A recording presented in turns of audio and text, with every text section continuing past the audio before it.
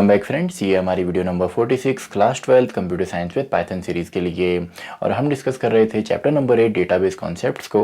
और इस चैप्टर की प्रीवियस वीडियो में हमने डिस्कस किया था डेटाबेस क्या होता है, डीबीएमएस क्या होता है, और साथ में इनके एडवांटेज एंड डिसएडवांटेज हमने डिस्कस किए थे। और इस वीडियो में हम कुछ टर्म्स यहाँ पर डिस्कस करेंगे जो कि मेनली आपका रिलेशनल डेटाबेसेस के अंदर आती हैं। तो स्टार्ट करते हैं। सबसे पहले हमारा यहाँ पे है रिलेशन। तो रिलेशन आपका सिंपली टेबल को ही बोला जाता है, यानी कि रिलेशन ही आपका टेबल है। अगर बोर्ड में ये आता है बोर्ड एग्जाम के अंदर व्हाट इज रिलेशन, तो रिलेशन सिंपली आपका कॉम्बिनेशन होता है रो एंड कॉलम का, जो कि आपका टेबल है। तो सिंपल सा है, relation is table with rows and column, यानी कि रिलेशन सिंपली आपका टेबल को ही बोला जाता है, जो कि आपका कॉम्बिनेशन होता है रो एंड कॉलम का। We have three important properties of relation, यानी कि एक टेबल की या एक रिलेशन की तीन मेन प्रॉपर्टीज यहाँ पे होती हैं। हम देखिए जो आपका बोर्ड एग्जाम में क्वेश्चन आपसे लोगों से पूछे जाएंगे वो मेनली इन्हीं टर्म से पूछे जाते हैं, यानी कि इन्हीं टर्म्स को वहाँ पे पूछा जाता है। तो सबसे पहले यहाँ पे जो मेन तीन प्रॉपर्टी है, सबसे पहले है नेम। तो नेम आपका सिंपल क्या है, it is the identifier of the table, यानी कि जो टेबल को आइडेंटिफाई करने में हेल्प करता है, जो कि मेन आपका नेम है टेबल का। फॉर एग्जाम्पल हमारी टेबल है तो यहाँ पे आइडेंटिफायर सिंपल हमारा स्टूडेंट हो गया, या जो एक दूसरी टेबल हमारे पास है इसका नेम आपका स्पोर्ट हो गया, यानी कि जिससे कि हम टेबल को आइडेंटिफाई करते हैं वही यहाँ पे नेम होता है।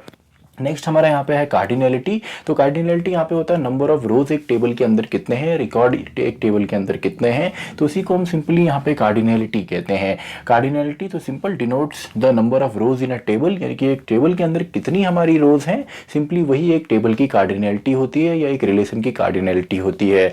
अब अगर आपको वहाँ पे एक टेबल ऑलरेडी वहाँ पे बनी हुई दी है और आपसे ये पूछा जाता है कि इसकी कार्डिनलिटी कितनी है, तो आपने नंबर ऑफ रोज वहाँ पे बतानी है, यानी कि 1 2 3 एंड 4, ये सिंपली इसकी कार्डिनलिटी हो गया। और काफ़ी बार क्वेश्चन इस तरीके से भी आता है कि आपकी एक टेबल है ऑलरेडी, वहाँ पे आपको टेबल दी होगी, फॉर एग्जांपल यही टेबल दी है तो 4 तो इसमें ऑलरेडी यहाँ पे रिकॉर्ड है तो इसकी कार्डिनलिटी 4 है। अब क्वेश्चन काफ़ी बार ऐसे भी आता है कि इस टेबल में अगर हम 2 न्यू स्टूडेंट के रिकॉर्ड ऐड करते हैं या 2 स्टूडेंट और आते हैं उनका रिकॉर्ड भी हमने इसमें डाला तो आपकी जो कार्डिनलिटी है उस पर क्या फ़र्क पड़ेगा। तो सिंपल है, कार्डिनलिटी बढ़ेगी, नंबर ऑफ रोज बढ़ेंगे। मान लीजिए 2 यहाँ पे नए ऐड होते हैं तो 4 + 2 सिंपली 6 अब इस टेबल की कार्डिनलिटी हो जाएगी, या 6 इसमें आपकी रोज हो गई। इसी तरीके से नेक्स्ट आपका डिग्री है। तो degree denotes the number of columns in a table. तो एक टेबल के अंदर कितने कॉलम है या कितने रिकॉर्ड यहाँ पे आपके हैं, या सिंपली फील्ड यहाँ पे कितने हैं, उन्हीं को आपका यहाँ पे डिग्री बोला जाता है। तो सिंपली अभी तो फिलहाल 1 2 3 4 4 इसकी डिग्री है इस कॉलम की, सॉरी इस ये जो हमारा टेबल है। लेकिन अगर इसमें एक नया कॉलम एडअप होता है तो सिंपली इसकी जो डिग्री है वो बढ़ जाएगी, यानी कि कॉलम को ही यहाँ पे सिंपली डिग्री कहा जाता है। तो बेसिक से यहाँ पे क्वेश्चन आते हैं, हो सकता है आपको टेबल दी हो एंड उसी के बेस पे आपसे पूछे इसकी कार्डिनलिटी डिग्री बताइए, या इस तरीके से भी आ सकता है कि इसमें नया हमने कॉलम ऐड किया तो अब आपकी इसकी जो डिग्री है इसमें क्या फ़र्क पड़ेगा, या इसमें हमने नंबर ऑफ स्टूडेंट का डेटा इंक्रीज़ किया या कोई भी आपका डेटा हो सकता है, तो इसमें कार्डिनलिटी में क्या फ़र्क पड़ेगा। तो सिंपली आपने एडअप करना है, सिंपल से इसमें क्वेश्चन आते हैं। नेक्स्ट है हमारा टपल। तो टपल को ही हमारा रिकॉर्ड या रो भी बोला जाता है, यानी कि जो हमारा रिकॉर्ड है, एक जो स्टूडेंट का रिकॉर्ड है, सिंपली जो रो है इसी को टपल बोला जाता है। तो इसमें आपने कन्फ्यूज नहीं होना है, आपका जो रो है इसी को टपल बोला जाता है। वैसे ही एट्रीब्यूट है तो एट्रीब्यूट को ही आपका कॉलम बोला जाता है, इसी को आपका फील्ड भी बोला जाता है। तो इसमें भी आपने कन्फ्यूज नहीं होना है। देखिए टेबल को सिंपली हम यहाँ पे रिलेशन भी कहते हैं, और जो हमारी रो है या रिकॉर्ड है या टपल है ये तीनों एक ही चीज हैं। उसी तरीके से हमारे जो कॉलम हो गए या सिंपली फील्ड हो गए या एट्रीब्यूट हो गए, ये तीन हमारे एक ही हैं। तो यहाँ पे नाम बदल के हो सकता है आपको अल्टरनेट नेम से पूछे जाएं, तो आप वहाँ पे कंफ्यूज आपने नहीं होना है, ये आपका एक ही चीज है। नेक्स्ट हमारा यहाँ पे आ जाता है डोमेन।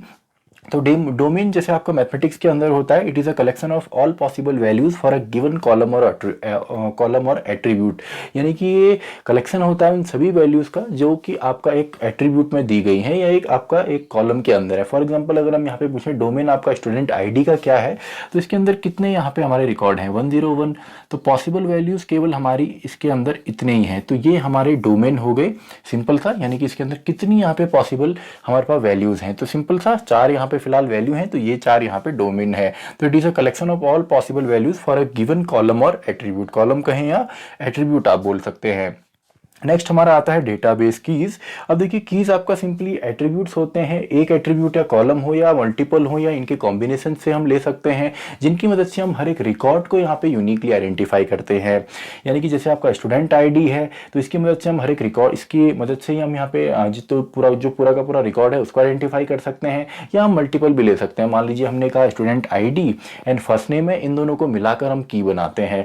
तो इन दोनों की मदद से आपने स्टूडेंट आईडी किसी डेटाबेस में डाली एंड फर्स्ट नेम डाला तो पूरा का पूरा रिकॉर्ड आ गया। तो सिंपली आप एक एट्रीब्यूट या कॉलम या मल्टीपल कॉलम या कॉम्बिनेशन यहाँ पे ले सकते हैं, जिसकी मदद से, जिसको हम सिंपली की यहाँ पे बोलते हैं, यानी कि जिससे हम यूनिकली हर एक रिकॉर्ड को आइडेंटिफाई कर सकें।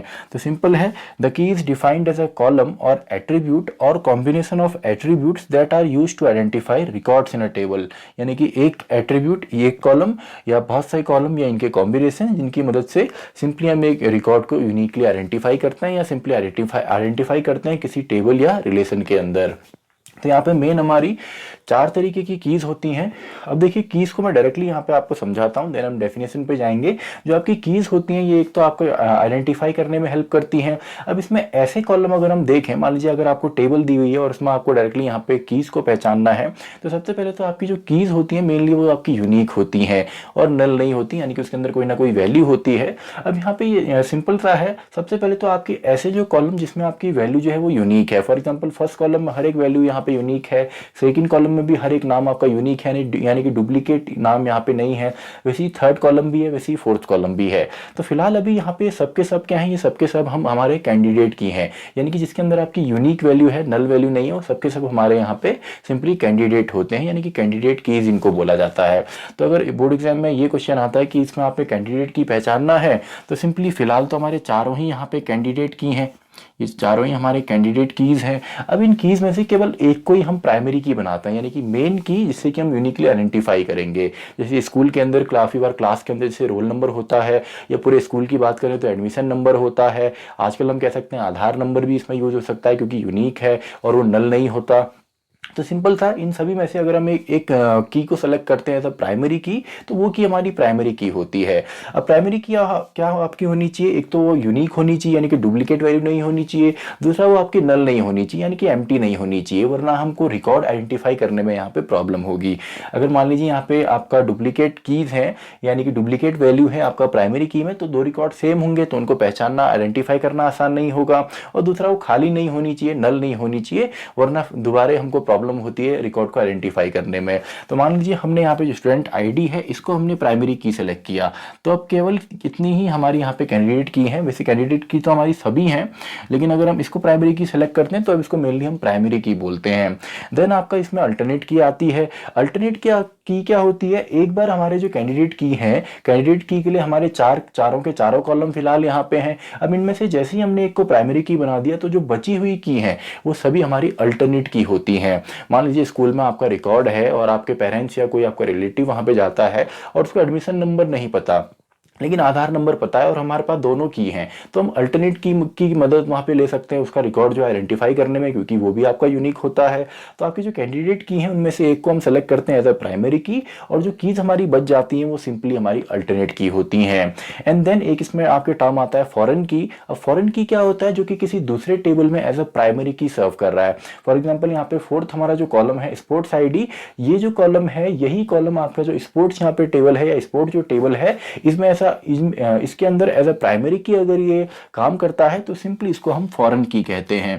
तो ये आपका फॉरेन की यहाँ पे हो गया, यानी कि जो दूसरी टेबल में सिंपली आपका एज अ प्राइमरी की सर्व करता है, क्योंकि आपका जो रिलेशनल डेटाबेस है वो आपका कलेक्शन होता है रिलेशंस का, यानी कि उसके अंदर बहुत सारे टेबल्स होते हैं और इन टेबल्स में ही हम रिलेशन यहाँ पे करते हैं, यानी कि रिलेशनशिप की मदद से ही सिंपली आपस में कनेक्ट होते हैं। तो ये मेनली 4 तरीके की कीज हैं। तो सिंपली इनकी डेफिनेशन अगर हम देखें, it uniquely identifies each record in a table, it can not be empty या simply null and always unique. तो ये सिंपली प्राइमरी की है, ये यूनिकली आइडेंटिफाई करती है हर एक रिकॉर्ड को और ये कभी भी एम्प्टी नहीं हो सकती और हमेशा यूनिक होगी। तो अगर ये आता है कि हमको मान लीजिए बोर्ड एग्जाम में अगर ये पूछा जाएगा कि स्टूडेंट आईडी को हम यहाँ पे प्राइमरी की क्यों बनाएं, तो सिंपली आप वहाँ पे अगर जस्टिफाई करने को आता है तो आप ये लिख सकते हैं क्योंकि इसमें नल वैल्यू नहीं है और दूसरा इसमें हर एक वैल्यू आपकी यूनिक है यानी कि डुप्लीकेट वैल्यू नहीं है।